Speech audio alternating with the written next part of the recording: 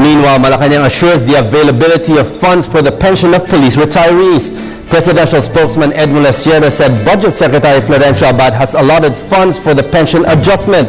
Sierra stressed that the PNP is in the process of cleansing the list of pensioners to ensure that recipients are legitimate.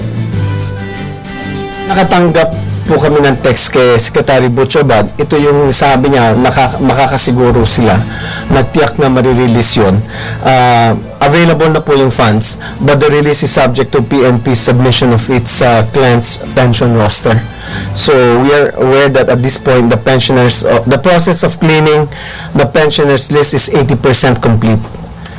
This means that of the 62,000 pensioners, about 50,000 pensioners have been vetted at meron na silang registered ATM accounts. The delay in the past was the refusal of some pensioners to secure their ATM, which is an effective way of cleaning up the roster. Kaya required po sila ngayon na magbukas po sila ng ATM account para unang-una i-verify po na sila po ay legitimate at pangalawa po para masigurado po na sila pa ay buhay pa rin po.